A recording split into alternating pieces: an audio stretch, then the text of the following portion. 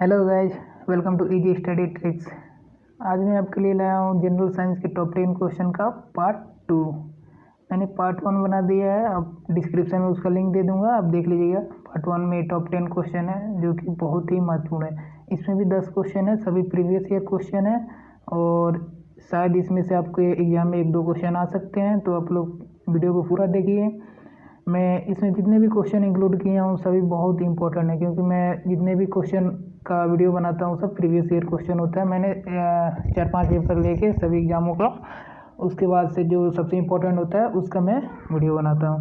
तो आप लोग वीडियो को पूरा देखिएगा एंड अगर अभी तक चैनल को सब्सक्राइब नहीं किया तो प्लीज़ कर दीजिए और लाइक और वीडियो को शेयर ज़रूर कीजिए। ओके, तो चलिए स्टार्ट करते हैं वीडियो को। पहला क्वेश्चन है कि दूध से क्रीम निकालने में कौन सा बल लगता है।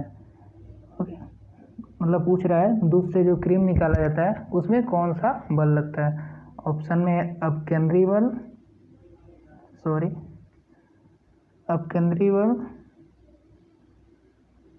अभिकेंद्रीय बल, उपकेंद्रीय बल या बाह्य बल। इसका राइट आंसर है ऑप्शन नंबर ए, अपकेंद्रीय बल।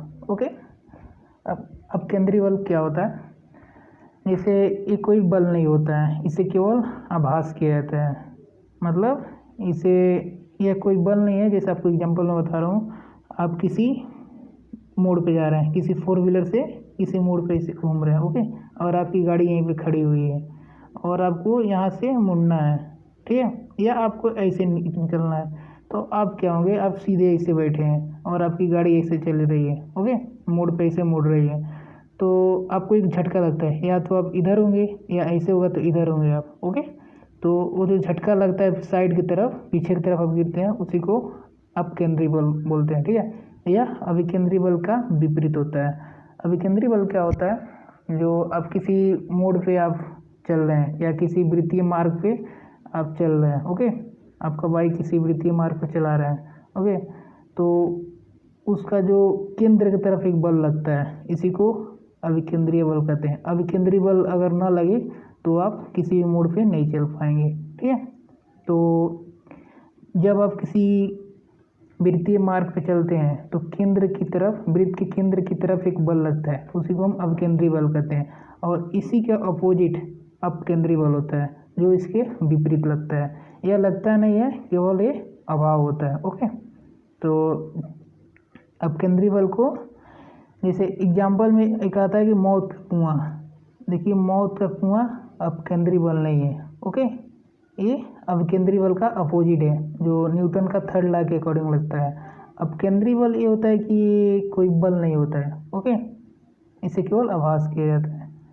तो अगला क्वेश्चन देखते हैं। अगला क्वेश्चन है कि चाबी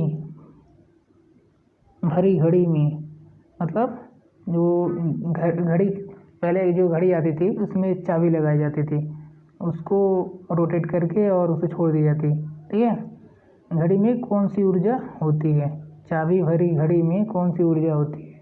मतलब साइड में जो घड़ी होती है ना, उसमें कौन सी ऊर्जा होती है?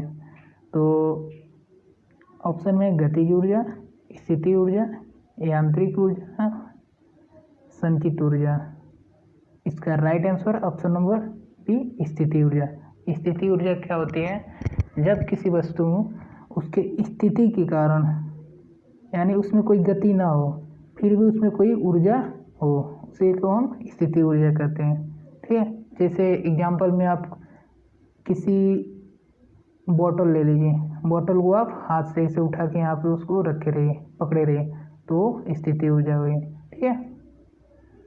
अगर वही आप चल रहे हैं तो वो गतिज ऊर्जा होगी। अगला क्वेश्चन है कि एक अंतरिक्ष यात्री पृथ्वी की तुलना में चंद्रमा पर ऊंची छलांग लगा सकता है, क्यों? मतलब पूछ रहा है कि एक अंतरिक्ष यात्री है, वो पृथ्वी पर जितना छलांग लगा सकता है उससे कई ज़्यादा वो चंद्रमा पे छलांग लगा सकता है, ऐसा क्यों? उसका रीजन पूछ रहे हैं। ऑप्शन में है वह चंद्रमा पे भारीहीन होता है, चंद्रमा पर कोई वातावरण नहीं होता है, या वहाँ पर पृथ्वी की तुलना में गुरुत्व बल कम होता है, या चंद्रमा पृथ्वी से छोटा होता है। इसका राइट आंसर अगर आपको मालूम हो तो कमेंट बॉक्स में ज़रूर बताइएगा। मैं इसका आंसर बता रहा हूँ, ऑप्शन नंबर सी इसका राइट है। देखिए चंद्रमा पर क्या होता है, पृथ्वी की तुलना में वहाँ पे ग्रेविटी कम होता है, मीन्स गुरुत्व बल वहाँ पे कम होता है, पृथ्वी से 1/6 वो कम होता है। ओके, अगर पृथ्वी का 1 है तो उसके 6 से डिवाइड करेंगे तो चंद्रमा पे उतना ग्रेविटी होगा। तो इसमें क्वेश्चन पूछ रहा है कोई अंतरिक्ष यात्री वहाँ पे छलांग ज़्यादा लगा सकता है। इसका रीज़न यही है कि वहाँ पे ग्रेविटी कम है। ग्रेविटी क्या होता है, जो पृथ्वी का या कोई भी किसी भी ग्रह का जो सतह होता है वो अपनी ओर खींचता है कोई भी ग्रह, ओके, ग्रेविटी फोर्स के कारण। जब वहाँ पे ग्रेविटी कम होगा तो जो ग्रह होगा या चंद्रमा होगा, ग्रह नहीं कह सकते, चंद्रमा है या उसका पिंड है, पिंड बोल सकते हैं हम, पिंड अपनी ओर खींचेगा नहीं। तो अगर ज़्यादा नहीं खींचेगा तो ज़्यादा छलांग लगा सकता है। वहीं पे अगर पृथ्वी है तो पृथ्वी से ज़्यादा ग्रेविटी है, वो ज़्यादा अपनी ओर खींचेगी तो छलांग कम लगा सकते हैं। ओके, आशा करता हूँ आपको समझ में आ गया होगा। अगर नहीं समझ में आए तो कमेंट बॉक्स में ज़रूर पूछिए, मैं आपको वहाँ पे समझा दूँगा। ठीक है, अगला क्वेश्चन है कि किसी वस्तु का भार पृथ्वी पर 600 न्यूटन है तो चंद्रमा पे कितना होगा। ओके, ये कई बार पूछे जा सकते हैं, प्रीवियस ये क्वेश्चन हो गए, एनटीपीसी एंड यूपीपीसीएस यूपीएससी सभी में पूछे जा चुके हैं क्वेश्चन, तो आप लोग इसे ध्यान से देखिएगा। तो क्वेश्चन पूछ रहा है किसी वस्तु का भार अगर पृथ्वी पे 600 न्यूटन है तो चंद्रमा पे कितना होगा। अभी मैंने बताया कि पृथ्वी के अकॉर्डिंग चंद्रमा पे, मून पे जो ग्रेविटी होता है 1/6 होता है, यानी जितना पृथ्वी पे होगा उससे 6 से डिवाइड कर देंगे तो चंद्रमा पे होगा। ठीक है, तो पृथ्वी पे कितना है 600 न्यूटन। ओके, अगर उसे हम 6 से डिवाइड कर देंगे तो 100 न्यूटन। ओके, तो इसका option number B right answer है। ओके, इस प्रकार का कोई भी अगर न्यूमेरिकल आए, अगर पूछे पृथ्वी पर अगर चंद्रमा पे कितना होगा तो 6 से डिवाइड कर देंगे। ओके, एंड अगर चंद्रमा पर दे, अगर पृथ्वी पर पूछे तो 6 से मल्टीप्लाई कर देंगे। ओके, तो आशा करता हूँ आपको समझ में आ गया होगा। अगला क्वेश्चन देखते हैं। क्वेश्चन नंबर 5 है कि सूर्य के सबसे निकटतम तारा कौन सा है। ओके, तो ऑप्शन में Beta Centauri, Alpha Centauri, Gamma Centauri या प्रैक्सिमा सेंचुरी। ओके, इसका राइट आंसर है option number D Proxima Centauri. Okay, अगर वही पूछे कि सूर्य के सबसे निकटतम ग्रह कौन सा है तो है बुध। ओके, ये भी क्वेश्चन आता है कि सबसे छोटा ग्रह कौन है तो भी बुध है, और सूर्य के सबसे निकटतम ग्रह है। ओके, अगर पूछे सबसे चमकीला ग्रह कौन सा है तो वह शुक्र। ओके, शुक्र को भोर और साय का इसे तारा भी कहा जाता है। ओके, क्योंकि सबसे चमकीला ग्रह होता है। ओके, अगला क्वेश्चन है चींटी में कौन सा अम्ल पाया जाता है। ओके, ये चींटी डंक मारती है हम लोग को, उसमें कौन सा अम्ल पाया जाता है। ओके, ऑप्शन में है formic acid, acetic acid, malic acid या टार्टरिक एसिड। ओके, तो ये भी बहुत ही इंपॉर्टेंट क्वेश्चन है। इसका right answer option number A formic acid. Okay, चींटी में जो डंक मारती है उसमें फार्मिक एसिड पाया जाता है। अगर मैलिक एसिड पूछे तो ये सेव में पाया जाता है। ओके, अगर एसिटिक एसिड पूछे तो ये सिरका में पाया जाता है। ओके, अगला क्वेश्चन है कि भोपाल गैस त्रासदी में किस गैस का स्राव हुआ था। ओके, आप लोग जानते होंगे भोपाल में एक गैस त्रासदी हुई थी, इसमें बहुत लोगों की जान गई थी। तो क्वेश्चन इसमें आता है कि कौन सी गैस का स्राव हुआ था, यानी जो लीकेज हुई थी किसी गैस की, वो किस गैस की है। ऑप्शन में ब्रोमीन, क्लोरीन, मिथाइल आइसोसाइनेट या CFC क्लोरोफ्लोरोकार्बन। इसका राइट आंसर है option number C methyl isocyanate. Okay, जो मिथाइल आइसोसाइनेट है उसी का स्राव हुआ था भोपाल में, जिससे सैकड़ों लोगों की जान गई थी। ये भी क्वेश्चन कई बार पूछे जा चुके हैं। ओके, क्वेश्चन नंबर 8 है कि सूखी बर्फ किसे कहा जाता है। ये वेरी इंपॉर्टेंट क्वेश्चन है, कई बार मैंने कई पेपर उठा देखा, उसमें बहुत बार पूछे जा चुके हैं। ओके, तो ऑप्शन नंबर ए सूखा हुआ बर्फ को, या क्रीम वाला बर्फ को, या ठोस कार्बन डाइऑक्साइड हो, या उपयुक्त सभी। ओके, तो सूखी बर्फ होता है वो ठोस कार्बन डाइऑक्साइड को हम सूखी बर्फ कहा जाता है। ओके, इसे आप लोग याद रखेंगे। क्वेश्चन नंबर 9 है, सबसे छोटी जीवित कोशिका कौन सी है? वेरी वेरी इंपॉर्टेंट क्वेश्चन है। ओके, सबसे छोटी जीवित कोशिका कौन सी है?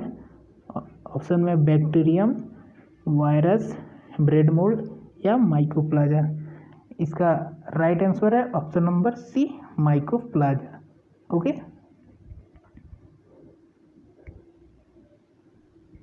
अगला क्वेश्चन है कि 80% से अधिक कोशिका में पाया जाने वाला पदार्थ कौन सा है? मतलब जो सेल होता है हमारे बॉडी में, उसमें से सबसे ज़्यादा किस पदार्थ की कौन सा पदार्थ होता है, यानी 80% से ज़्यादा कौन होता है?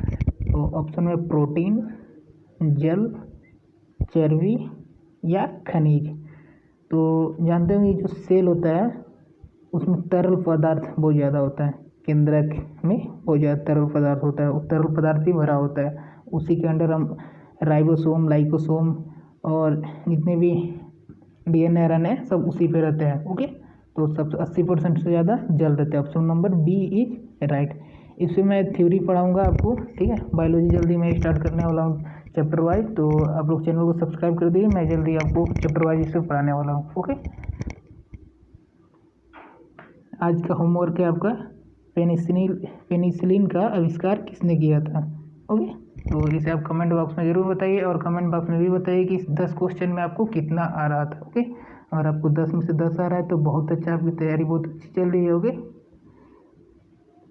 और वीडियो अच्छा लगे तो प्लीज़ लाइक कर दीजिए और सब्सक्राइब करना ना भूलें। ओके, सब्सक्राइब करना ना भूलें क्योंकि मेरा नया चैनल है, तो आपके सब्सक्राइब की ज़रूरत है और शेयर जरूर कर दीजिए। ओके, तो चलिए आपसे मिलेंगे हम अगले वीडियो में। तब तक के लिए thank you, thanks for watching this video.